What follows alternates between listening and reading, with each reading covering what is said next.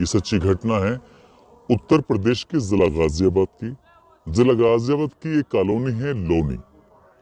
दरअसल लोनी कॉलोनी से एक व्यक्ति पुलिस को फोन करता है, गाजियाबाद पुलिस को, और वो कहता है कि साहब आज 10 दिसंबर है, 11 दिसंबर को वो व्यक्ति अपनी पत्नी से मिलने के लिए आ रहा है, बस आप अलर्ट हो जाइए। पुलिस जब इस फोन को सुनती है तो शुरुआत में पुलिस इस फोन को यकीन नहीं करती, कोई इसे झूठ मानती है, मिथ्या मानती है, मगर पुलिस सक्रिय हो जाती है और उसे गंभीरता से लेती है और उस पर काम करना शुरू कर देती है। इस कहानी पे मैं बाद में आऊंगा। असल में ये कहानी शुरू होती है सन 2018 से। एक लड़की है 13 साल की। इस घर में उसका एक छोटा भाई है, माता है, पिता हैं, 4 लोग एक परिवार में रहते हैं लोनी में ही। और इस लड़की को एक लड़के से प्यार हो जाता है। प्यार कुछ इस कदर हो जाता है कि दोनों एक दूसरे के साथ जीने मरने की कस्में खा लेते हैं। इस लड़की के पिता को ये बात पता चल जाती है तो उन्हें ऐतराज होता है। वो इस बात पे गुस्सा होते हैं और कहते हैं कि तुम कभी भी उस लड़के से नहीं मिलोगी। उसे समझाया जाता है, लेकिन लड़की है कि एक जिद पकड़ी हुई थी। उसने कहा कि मुझे उसी के साथ रहना है, उसी से मिलना है, उसी से बातचीत करनी है। इस लड़की के पिता ने उसको समझाया, लेकिन लड़की नहीं मानी। एक दिन वही लड़की उस लड़के के साथ आपत्तिजनक स्थिति में थी। पिता को बहुत ज्यादा गुस्सा आया और गुस्सा आने के बाद उन्होंने अपनी बेटी को हमेशा हमेशा के लिए मौत की नींद सुला दिया। मगर कहते हैं कि अपराध कभी छुपता नहीं है। ये अपराध भी नहीं छुपा। पुलिस ने बहुत कम समय में इस अपराध का खुलासा कर दिया और हत्यारा उसका जो लड़की का पिता है, जिसका नाम सुदेश है, सुदेश को गिरफ्तार करने के बाद पुलिस ने उसको जेल भेज दिया और दिल्ली की एक मंडोली जेल है, उस जेल में उस व्यक्ति को रख दिया गया। अब वो व्यक्ति जेल के अंदर जब चला जाता है तो जेल की ऊंची ऊंची दीवारें, एक बंद कमरे, कुछ चुनिंदा लोग, वही चेहरे, सुबह हो शाम हो तो उसका वहां पर दम घुटने लगा। उसे लगता था कि शायद उसने जो किया है वो वाकई गलत किया है। अब वो इस जगह पर रहना नहीं चाहता है। तमाम तरह के लोगों से बात करता था जो कि इस 4 दीवारी के अंदर अपराध की दुनिया से निकल कर आए थे। पुलिस प्रशासन ने उन लोगों को इस 4 दीवारी के अंदर बंद किया था। तो जब भी वो बात करता था तो लोग कहते थे कि अब तुम शायद यहाँ से निकल नहीं पाओगे, जो तुमने अपराध किया है अपराध साबित हो चुका है और तुम्हें बहुत बड़ी सजा मिल जाएगी। बहुत बड़ी सजा, कम से कम फांसी, उम्र कैद भी हो सकती है और अधिकतम फांसी भी हो सकती है। तो ये बात सुनने के बाद, उस लोगों की बातें सुनने के बाद उसे लगता था कि शायद मैं यहाँ से कभी निकल नहीं पाऊंगा। इसी बीच में लॉकडाउन लागू हो जाता है।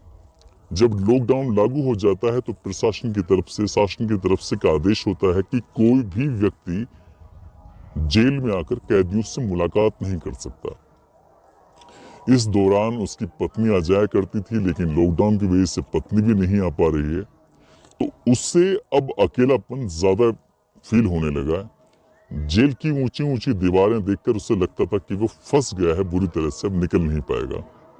उसने वक्त का इंतजार किया और इसी बीच में उसकी पत्नी जब पहली बार उससे मिलने के लिए आती है तो वो अपनी पत्नी के आगे हाथ जोड़ते हुए गिड़गिड़ाते हुए कहता है कि मुझे यहाँ से बाहर निकाल लो, मैं बस यहाँ से बाहर निकलना चाहता हूँ, किसी भी तरकीब से कुछ भी करो।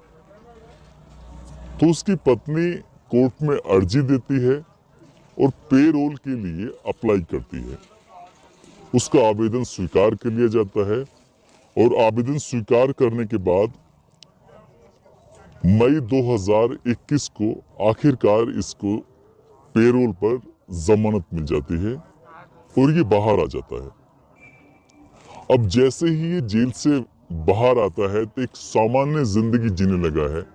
आसपास के लोग इसको देखकर बड़ा आश्चर्यचकित होते हैं कि जेल जाने के बाद ये सुधर गया है, क्योंकि अपनी ही बेटी के मर्डर के इल्जाम में, कत्ल के इल्जाम में वो जेल में था, सलाखों के पीछे था। तो जब उसने वही काम जो पहले कर रहा था, वो एक शराफत की जिंदगी वो जी रहा है, और वक्त धीरे धीरे आगे बढ़ने लगता है। दरअसल इस व्यक्ति के दिमाग में एक ऐसी खुरापाती वाली प्लानिंग चल रही थी जिसको सुनकर शायद आप भी आश्चर्यचकित हो जाएंगे कि ये व्यक्ति क्या इस हद तक गिर सकता है। और वो वक्त भी आता है। दरअसल ये व्यक्ति 19 नवंबर की शाम को अचानक ही घर से लापता हो जाता है, और लापता होने के बाद, क्योंकि लोनी से सटा हुआ दिल्ली क्षेत्र है, लगभग 3.5 किलोमीटर का वो एरिया है, वो है करावल। एक करावल में जाने के बाद, करावल नगर है, वहां पर कुछ मजदूरों का एक जमघट लगा हुआ है। वो सुबह जो दिहाड़ी मजदूरी करते हैं, किसी को बढ़ईगिरी का काम आता है, किसी को राजगिरी का काम आता है, किसी को कुछ काम आता है, इस तरह से वो लोग काम करते हैं। तो उस भीड़ में से वो काफी देर हो जाती है, और सैकड़ों की भीड़ में से एक चेहरे की तलाश कर रहा था, और वो चेहरा ढूंढता है लगभग अपने खुद के जैसा, जैसा वो खुद है, वैसी कद काठी, वैसे देखना भालना, कुछ इसी तरह का था। और उससे पूछता है कि क्या तुम राजगिरी का काम जानते हो? तो कहता है कि मैं राजगिरी का काम जानता हूँ।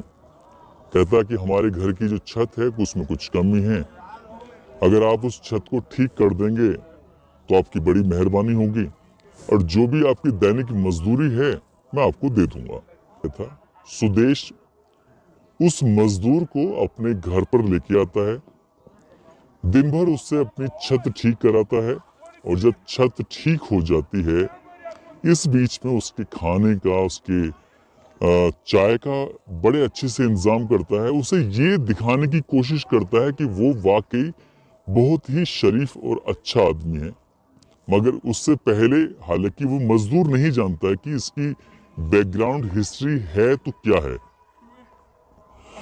फिलहाल शाम हो जाती है, और उसकी जो छत में जो भी कुछ कंस्ट्रक्शन का काम था वो कंप्लीट हो जाता है। उसके लिए फिर शाम को बहुत अच्छे से खाने का इंतजाम किया जाता है, पनीर बनाया जाता है, रायता भी होता है, साथ में सलाद का इंतजाम किया जाता है। तो एक मजदूर की कुछ ऐसी सेवा हो रही थी जैसे घर में किसी दामाद की सेवा होती है। वो मजदूर भी ये देखकर हैरान था कि यार कोई व्यक्ति ऐसा भी हो सकता है कि उसकी इतनी खिदमत की जा रही है, उसकी इतनी साथ उसका दिया जा रहा है। जब शाम होती है तो शाम को उसे रोक लिया जाता है। सुदेश कहता है कि आप आज कहीं मत जाइएगा, आप आज यहीं रुकिए, और हमने आपके लिए खाने पीने का इंतजाम किया है। साथ ही उस व्यक्ति को शराब पीने की भी आदत थी। अब वो शराब का आदी था, तो इसलिए बैठकर दोनों तसल्ली से रात के लगभग 8 बजे के आसपास शराब पीते हैं। और शराब पीने के बाद अचानक ही उसकी पत्नी जो मौके पर मौजूद होती है, उसका बेटा सो चुका है, तो उसकी पत्नी उसको पीछे से एक डंडा मारती है, बहुत जोर का। वो डंडा जैसे लगता है वो बेहोश हो जाता है।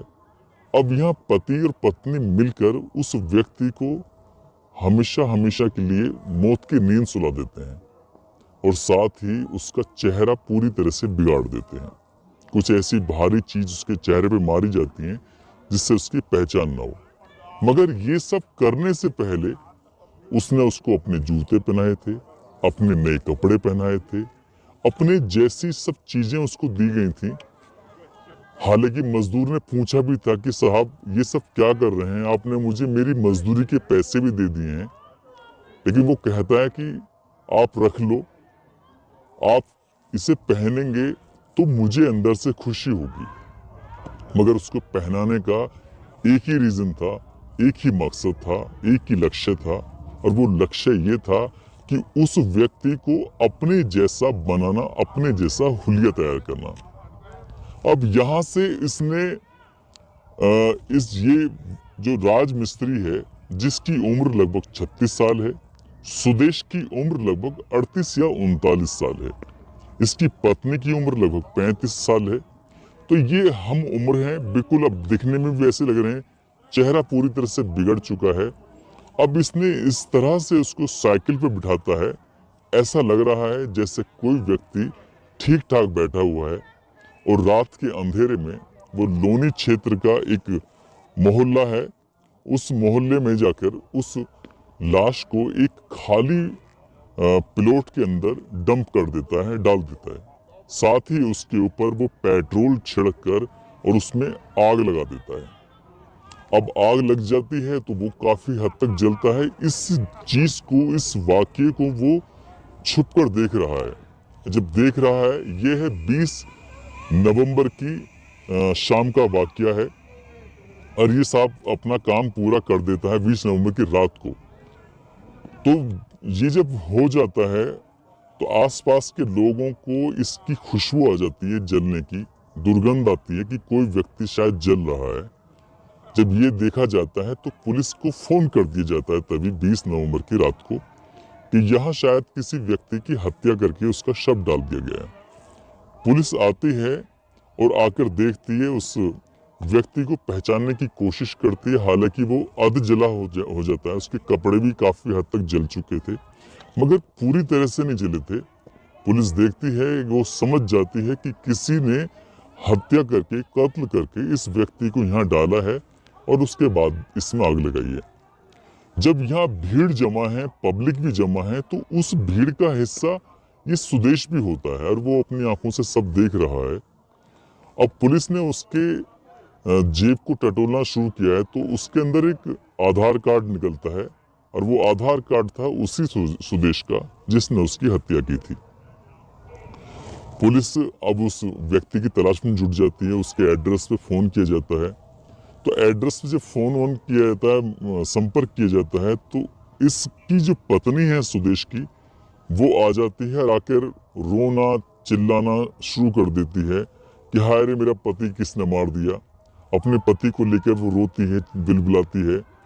पुलिस वाले उसको शांत करते हैं कि आप घबराइए मत, जिसने भी आपके पति की हत्या की है हम जल्द से जल्द उस अपराधी को गिरफ्तार कर लेंगे और आप बिल्कुल परेशान मत होइए।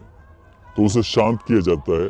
पोस्टमार्टम कराया जाता है। पोस्टमार्टम में भारी वस्तु कोई सर में मारने के बाद, उसके बाद उसकी मारपीट के साथ उसके चेहरा बिगाड़ने की सब पुष्टि हो जाती है और ये पुष्टि आधार कार्ड से हो जाती है कि ये लाश किसकी थी। अब ये लाश उस सुदेश की पत्नी यानी अनुपमा को दे दी जाती है।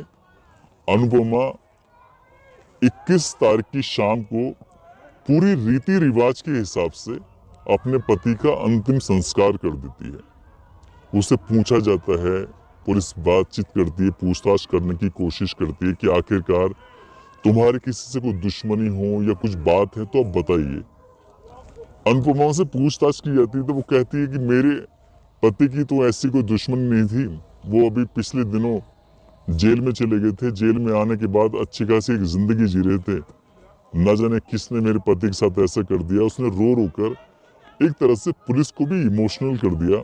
पुलिस को भी लगने लगा था कि वाकई इसके साथ गलत हुआ है और 21 नवंबर से लेकर पुलिस इस मामले की जांच पड़ताल में जुटती है, लेकिन पुलिस को कोई सफलता नहीं मिलती कि आखिरकार इस सुदेश की हत्या की है तो किसने की है।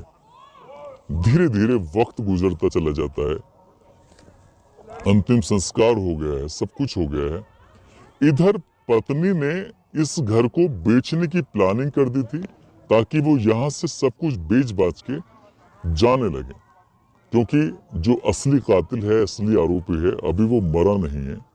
उसका एक हमशक्ल बनाकर, उसका एक हुलिया बनाकर उसका कत्ल किया गया था और उसके पीछे मेन मकसद ये था कि वो व्यक्ति एक समाज में, मीडिया में, प्रशासन में, पुलिस में एक मैसेज ये देना चाहता था कि सुदेश मर चुका है और सुदेश जब मर चुका है तो उसके बच्चे अब अकेले हैं, ये यहाँ रखकर क्या करेंगे। तो उसकी ये सटीक प्लानिंग थी, सब कुछ ठीक चल रहा था।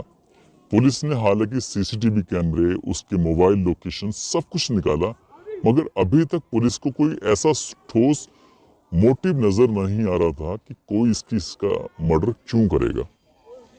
मगर जैसे जैसे वक्त गुजर रहा था, अचानक ही 10 तारीख को लोनी क्षेत्र में जहां वो रहता है, वहीं कोई व्यक्ति उसको आते जाते देख लेता है। वो देखता है कि 20 नवंबर की रात को जिसका मर्डर हो चुका था, जो मर चुका है, आखिरकार वो व्यक्ति जिंदा कैसे हो सकता है? वो अपनी पत्नी के आसपास इस इलाके में कैसे देखा जा सकता है? तो यहाँ से तो पहले तो निकल जाता है, लेकिन उसे पूरा भरोसा था कि वो कल सुबह फिर से आएगा, क्योंकि यहाँ से ये सामान बांधकर यहाँ से जाने की तैयारी में थे 21 तारीख को। और अगले दिन पुलिस आती है, और पुलिस आने के बाद इससे पहले कि वो अपने घर जाता, पुलिस ने उसको गिरफ्तार कर लिया। गिरफ्तार करने के बाद जो यहाँ के ई राजा हैं, एसपी देहात, उसने जब गिरफ्तार करने के बाद अब अगले ही दिन यानी कि 12 दिसंबर को उसकी पत्नी को अपने पास बुलाया जाता है। उससे पूछा जाता है कि अब तो बता दो सच जो भी है। तो वो कहती है, साहब सच क्या है, आप मेरे पति के हत्यारे को अभी तक तलाश नहीं कर पाए हैं और आप मुझसे पूछ रहे हैं कि क्या है। तो कह रहे हैं कि हमने हत्यारे को पकड़ लिया है और आपको यकीन ना हो तो देख लीजिए। उसकी पत्नी के सामने जब हत्यारा सामने लाया जाता है, तो वो हत्यारा कोई और नहीं था, उसका पति था। अब वो पति को देखकर हैरान होने की एक्टिंग कर रही थी, नाटक कर रही थी, मगर पति और पत्नी ने मिलकर एक मजदूर की जो हत्या की थी, वो मजदूर कोई और नहीं बल्कि बिहार के जिला गया का रहने वाला रविदास है। रविदास गया से मजदूरी करने के लिए दिल्ली गया था।